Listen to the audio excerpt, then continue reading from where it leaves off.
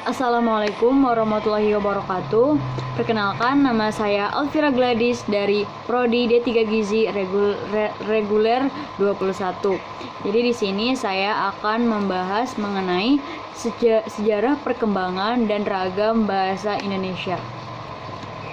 Sebelumnya kita tahu bahwa bahasa merupakan suatu alat komunikasi yang disampaikan seseorang kepada orang lain agar bisa mengetahui apa yang menjadi maksud dan tujuannya. Pentingnya bahasa sebagai identitas manusia tidak bisa dilepaskan dari adanya pengakuan manusia terhadap pemakaian bahasa dalam kehidupan bermasyarakat sehari-hari. Untuk menjalankan tugas kemanusiaan, manusia hanya punya satu alat, yakni bahasa. Dengan bahasa, manusia dapat mengungkapkan apa yang ada di benak mereka. Dalam sejarah bahasa Indonesia, lahir dari bahasa Malaya tertua yang dibuktikan dari prasasti Raja-Raja Sriwijaya pada abad ke-7. Perkembangan dan pertumbuhan bahasa Melayu tampak lebih jelas dari berbagai peninggalan-peninggalan. Bahasa yang digunakan dalam prasasti tersebut menunjukkan bahwa bahasa Melayu digunakan sejak zaman Kerajaan Sriwijaya. Prasasti-prasasti yang memuat bahasa Melayu pada masa itu diantaranya Prasasti Kedukan Bukit, Prasasti Talang Tuwo, dan Prasasti Kota Kapur. Saat-saat yang paling menentukan dalam perkembangan bahasa Indonesia adalah pada 28 Oktober tahun 1928.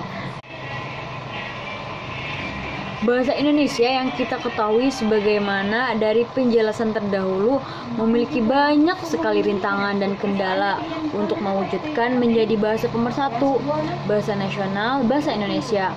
Sehingga kita sebagai generasi penerus mampu untuk membina, mempertahankan bahasa ini agar tidak mengalami kemerosotan dan dipergunakan dengan baik oleh pihak luar.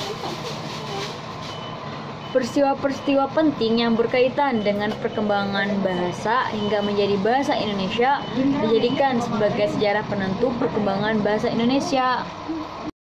Selain fungsi yang saya sebutkan tadi, fungsi pemakaian bahasa Indonesia, yang lainnya seperti fungsi instrumental dalam bahasa adalah melayani pengelolaan lingkungan, menyebabkan peristiwa-peristiwa tertentu terjadi.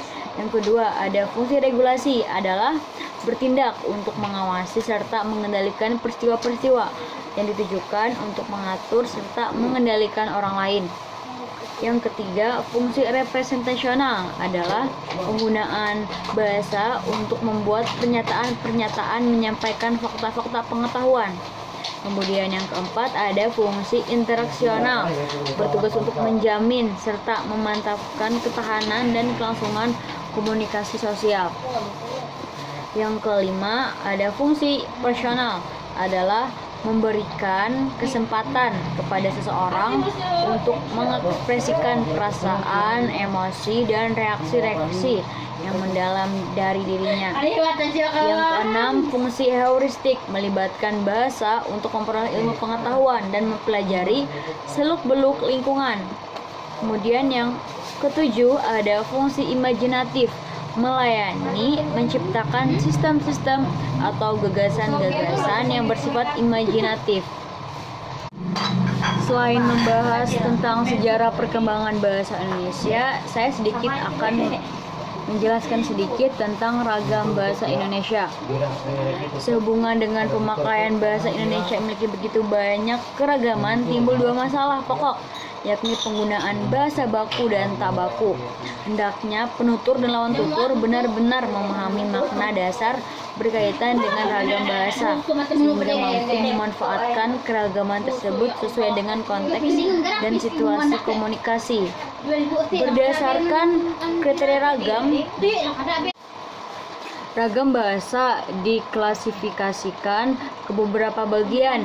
Yang pertama ada ragam baku atau frozen, adalah variasi bahasa yang paling formal dipakai dalam situasi-situasi hidat, upacara-upacara resmi seperti upacara kenegaraan, khotbah, tata cara pengambilan sumpah, kitab undang-undang, akta notaris, dan surat-surat keputusan. Yang kedua ada ragam resmi atau formal, adalah variasi bahasa yang dipakai dalam pidato kenegaraan, surat-surat dinas, dan buku-buku pelajaran. Yang ketiga ada ragam usaha atau konsultatif, adalah ragam bahasa yang lazim dipakai dalam pembicaraan biasa di sekolah dan rapat-rapat atau pembicaraan yang berorientasi pada hasil atau produksi. Yang keempat ada ragam santai atau casual, adalah ragam bahasa yang biasa dipakai dalam situasi tidak resmi, seperti bersama teman akrab, berolahraga, rekreasi, dan sebagainya.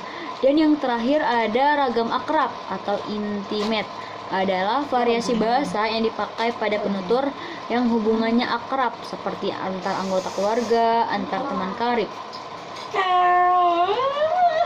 Kan tadi kita sudah membahas tentang sejarah perkembangan bahasa, lalu ada ragam bahasa, dan yang terakhir ada yang namanya itu laras bahasa. Pada saat digunakan sebagai alat komunikasi, bahasa masuk dalam berbagai laras sesuai dengan fungsi pemakaiannya. Apa sih laras bahasa itu? Laras bahasa adalah kesesuaian antara bahasa dan fungsi pemakaiannya. Bahasa adalah kesesuaian antara bahasa dan pemakaiannya. Misalnya iklan, laras ilmiah, laras ilmu populer, laras fitur, laras komik, serta laras sastra. Sekian presentasi dari saya mengenai sejarah perkembangan dan ragam bahasa Indonesia. Sebelumnya mohon maaf apabila ada salah kata dan presentasinya yang kurang memuaskan. Sekian dari saya. Assalamualaikum warahmatullahi wabarakatuh. Selamat siang.